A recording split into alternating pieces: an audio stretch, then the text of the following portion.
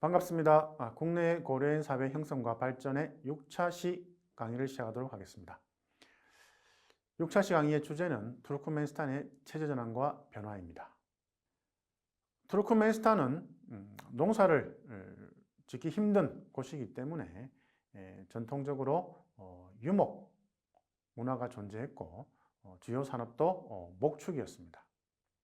일부 지역에서는 농사가 가능했습니다만 실질적으로 목축 외에는 큰 산업이 없었습니다.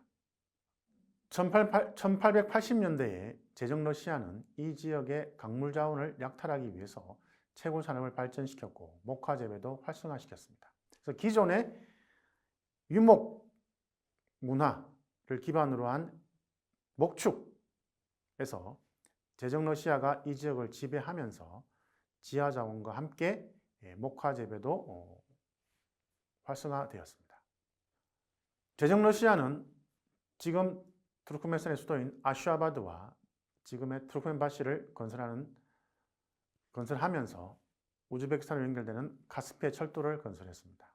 아주 전형적인 식민지 경제를 구축했다고 보면 되겠습니다. 이런 과정에서 투르크멘스탄은 1928년에서 37년 동안에 산업화의 토대를 만들 수가 있었습니다. 유목민 중심의 목축이 주요 산업이었는데 제정 러시아의 식민 지배를 받으면서 점차적으로 산업의 기반을 만들게 됩니다. 그런데 이러한 산업화의 기반은 사실상 제국주의 약탈 경제를 위해서 필요로 만드는 것이기 때문에 사실상 투르크멘스탄 지역 자체에 큰 도움은 되지를 못했습니다.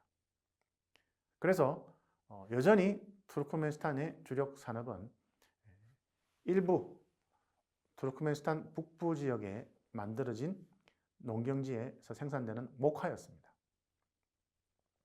그런데 아주 놀라운 반전이 일어납니다. 투르크멘스탄 지역에 엄청난 천연가스가 매장되어 있었습니다.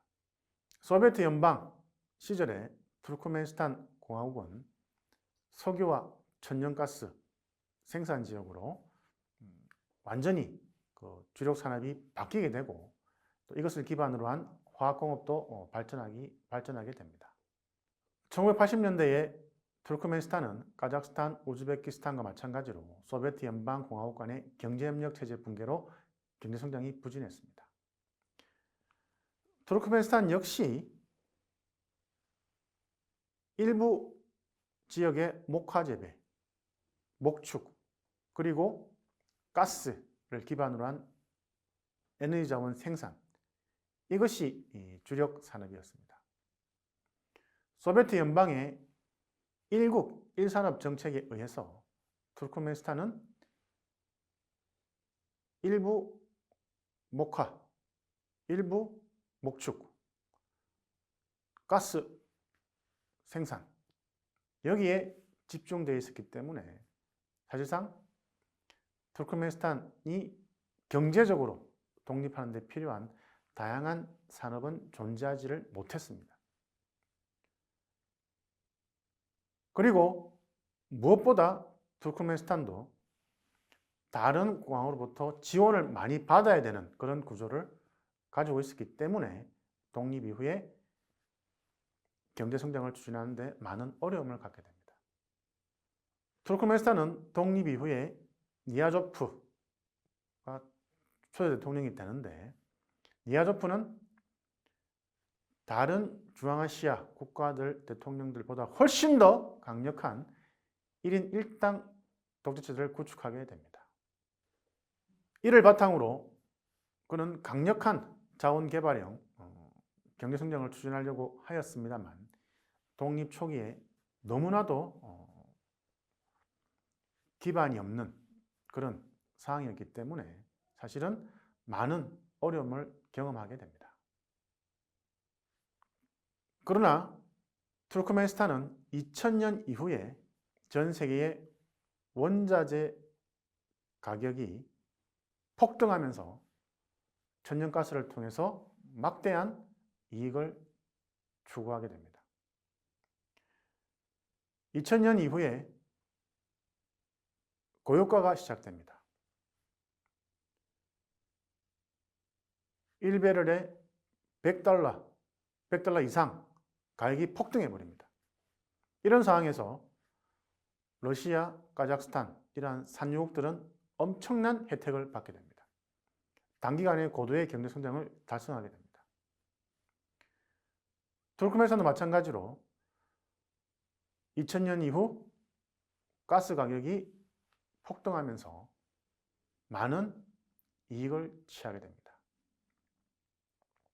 그런데 문제는 투르크멘스탄이 가지고 있는 정치 체제에 있습니다. 니아조프 초대 대통령은 공산주의자, 나는 공산주의자다. 독립 이후에 국가는 민주주의, 자본주의로 체제는 변화되었지만 니아조프는 공산주의를 버리지 못하고 사회주의 시스템을 기반으로 하는 계획경제를 추진합니다. 이것이 가능했던 이유는 투르크멘스탄의 전체 인구는 600만 명 정도에 불과합니다. 그리고 세계 4위권에 해당되는 가스를 보유하고 있습니다. 가스만 생산해서 수출해도 그 정도의 인구는 충분히 먹여 살릴 수가 있다. 그래서 많은 전문가들이 투르크멘스탄은 단기간에 고도의 성장을 할 것이라고 예상을 했습니다. 실질적으로 가스 가격이 폭등하고 상승했을 때 투르크멘스탄은 엄청난 수익을 얻게 되고 이것을 기반으로 해서 자국의 부족한 사회 인프라 등에 투자를 하게 됩니다. 그리고 과거 소비에트식 계획경제 시스템을 기반으로 해서 사회주의 분배를 하게 됩니다. 투르크멘스탄은 시민들이 내는 세금이 사실상 없습니다. 전기, 가스, 상수도, 교육, 의료 이러한 부분에 들어가는 비용이 과거 소비에트 연방 때와 유사할 정도로 많은 혜택을 받았습니다. 그럼에도 불구하고 투르크멘스탄은 다른 산업이 사실상 거의 없었기 때문에 목화, 목축 관련된 제품, 가스 이외의 다른 생산품들, 물품들은 해외로부터 수입을 해야 됩니다. 가스 가격이 상승했을 때 국가는 많은 수익을 얻게 되고 이 수익을 바탕으로 해서 시민들한테 보조를 해줄 수가 있습니다. 그런데 가스 가격이 항상 상승할 수는 없습니다. 가스 가격이 폭락하고 이러한 상황이 발생하면 투르크멘스탄 정부도 예상하지 못한 그러한 상황에 대처를 해야 됩니다. 무엇보다 중요한 것은 니아조프 초대 대통령 그리고 그 다음에 베르디 무하메도프 전 대통령 이 대통령들은 1인 1당 독재체를 지속적으로 유지하면서 국가의 많은 수익을 국민들한테 돌려주기보다는 자신의 이익을 위해서 사용했다는 것입니다. 아주 폐쇄적인 그러한 공포정치에 가까운 정치 구조를 가지고 있었기 때문에 투르크멘스탄 시민들이 상당히 힘들어합니다. 세금 대부분 다 면제, GDP 올라가니 개인 소득도 올라갑니다. 그럼에도 불구하고 투르크멘스탄 시민들은 가급적 떠나고 싶어 합니다. 그만큼 투르크멘스탄 경제 체제는 1인 1당의 아주 폐쇄적이고 강압적이고 공포스러운 그러한 시스템이었습니다. 이러한 상황에서 투르크메니스탄은 다른 산업을 육성시키고 다각화를 해야 됩니다만 그것은 하지 않습니다. 오로지 가스만 보고 있습니다.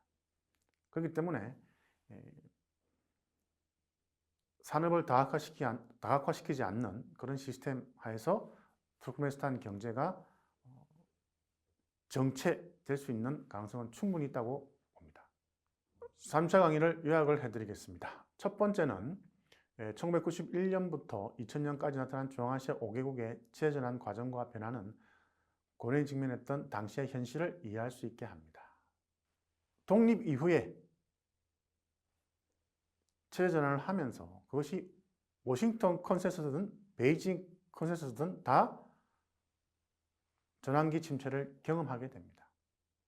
그런 상황에서 내가 이제 어떻게 이 독립된 국가에서 살아갈 것인지, 살아남을 것인지 큰 고민을 해야 됩니다. 정말 혼란스러운 그런 경제 상황에서 고려인들이 어떤 선택을 할지 이러한 91년부터 2000년까지의 상황이 큰 영향을 미치게 됩니다. 우즈베키스탄은 공업화를 통해서 새로운 경제 성장을 시도하려고 추진했습니다만 만성적인 외화 부족으로 인해서 이중환율과 불태환이라고 하는 잘못된 왜곡된 시스템이 계속해서 나타남으로 인해서 크게 경제적으로 성장을 하지 못합니다. 타지키스탄은 92년부터 발발한 내전으로 인해서 국가 경제가 사실상 파탄났습니다. 투르크메니스탄은 폐쇄적인 정치 체제와 계획 경제를 기반으로 자국의 가스 매장량을 개발하여 경제 성장을 추진하였지만 산업의 다각화를 추진하지 못했기 때문에 기대 이하의 성과를 보이고 있습니다. 이러한 중앙아시아 5개국의 체제 전환 초기의 상황은 이 5개 국가에 살고 있었던 고려인에게 많은 영향을 주게 됩니다. 거주하고 있던 국가의 정치 체제와 경제 체제가 긍정적으로 나타나게 되면 고려인들은 거기서 계속 체류하려고 할 것입니다. 굳이 내가 해외에 나갈 이유가 있느냐? 내가 태어난 곳, 내가 자란 곳, 여기에서 뭔가를 시도해서 또 잘 살면 된다. 체제가 전환된 이러한 상황에서 고려인들은 다른 주변의 민족들과 함께 새로운 정착을 해야 되는 과제를 안게 됩니다. 내가 새롭게 구축된 체제 내에서 새롭게 정착을 해야 되는 그런 상황에서 과연 거주하고 있는 국가의 정치 경제 상황이 어떤 영향을 줄 것인지 고려인들은 계속해서 지켜봐야만 됩니다. 긍정적으로 발전하면 남을 것이고 그렇지 못하면 떠나려고 하는 마음이 생기게 됩니다. 한국, 국내의 고려인 사회의 형성과 발전의 두 번째 역사적 사건은 바로 중앙아시아 5개국의 체제전환 과정의 초기 사항입니다.